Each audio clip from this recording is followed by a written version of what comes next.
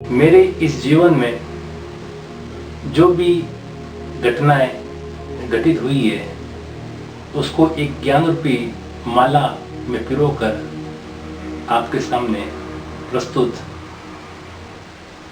करना चाहता हूँ। ज्ञान वो मार्ग है जिस पे चल के हम अपने आप को जानने की कोशिश करते हैं। हम परमात्मा को तब तक नहीं जान सकते जब तक हम अपने आप को नहीं जान पाते।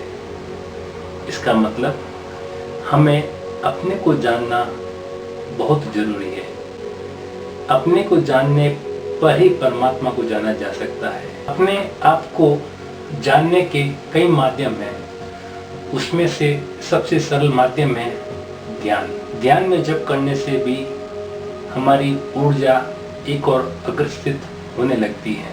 जब हम माला फेर कर ध्यान उस नाम के ऊपर लगाते हैं जिस नाम से आप माला फेरते हैं, जब हम निरंतर माला फेर कर अपना ध्यान उस जप पर लगाते हैं तो हमें ज्ञान के आभास होने लगता है। आप देखेंगे कि जब हम दूध को गर्म करते हैं और गर्म होता है तो उसके लिए हमें एक हीट चाहिए, एनर्जी चाहिए। जब दूध उबलता है तो वो फिर बाहर भी छलकता है। तो वैसे ही निरंतर ध्यान करते रहने से हमारे अंदर एक ऊर्जा पैदा होती है। वो ऊर्जा धीरे धीरे एक तरह से जैसे दूध का छलकना होता है वो बाहर छलकने लगता है। तो ध्यान एक अच्छा ध्यान करने से व्यक्ति अपने आप को जानने लगता है। जैसे मैं आपको एग्जांपल देता हूँ, आपको लगेगा कि ध्यान माला फेरने से क्या फ़ायदा है। हम देखते हैं कि लोग माला फेरते हैं। हम माला फेरना तभी रिजल्ट में होता है जब आप ध्यान से माला फेरें, एक ऊर्जा के साथ जप करें तो उसका हमें फ़ायदा मिलता है। केवल नाम जपने से, कंटिन्यू ऐसे ही नाम जपने से कभी भी फ़ायदा नहीं होता है। उस नाम के साथ में हमारा लगाव होना बहुत ज़रूरी है, हमें जुड़ना बहुत ज़रूरी है। जब तक हम उसके साथ जुड़ेंगे नहीं तब तक हमें उसका रिजल्ट नहीं मिलता है। आप देखेंगे कि अगर आपको अपनी इमेज आईने में देखनी है और उस आईने पे कुछ मिट्टी लगी हुई है तो आप क्या करेंगे?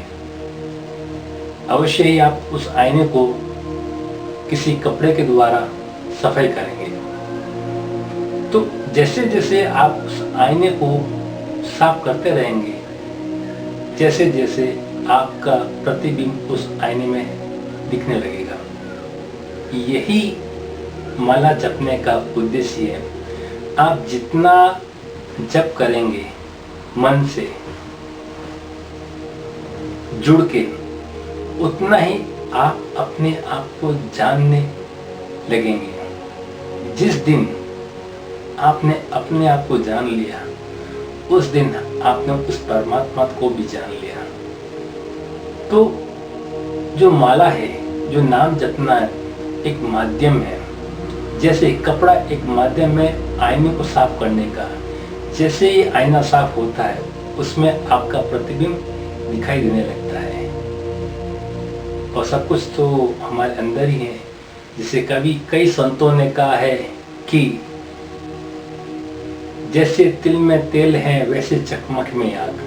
जैसे तिल में होता तेल, जैसे तिल में तेल है वैसे चकमक में आग। तेरा साईं तुझ में है, जाग सके तो जाग। जैसे तिल में तेल छुपा हुआ है लेकिन हमें दिखाई नहीं देता, वैसे चकमक में आग। चकमक में कोयले में भी आग छिपी हुई है, हमें दिखाई नहीं देता। जैसे तिल में तेल है वैसे चकमक में आग। तेरा साईं तुझ में है, तेरा खुदा तुझ में ही है, जाग सके तो जाग। अपने आप को जगाना है, चाहे ध्यान से जगाए, चाहे माला फेर के जगाए। माध्यम अनेक है लेकिन जगाना आपको ही है। जिस दिन आपने अपने को जगा लिया, उस दिन आप सृष्टि के रचयिता को पहचान जाएंगे। उस दिन आप शांत हो जाएंगे। शांत उसको जानने के लिए आपका शांत होना जरूरी है। ध्यान तो एक माध्यम है, ध्यान में अपने आप को शांत करना ही होता है। ध्यान तो एक माध्यम है अपने आप को शांत करने का। उसी दौरान आपके अंदर जैसे दूध बाहर फैलता है, इतना गर्म होने के बाद में आपका ज्ञान भी इतना फैलने लगेगा कि आप परमात्मा के बारे में बोलते रहेंगे।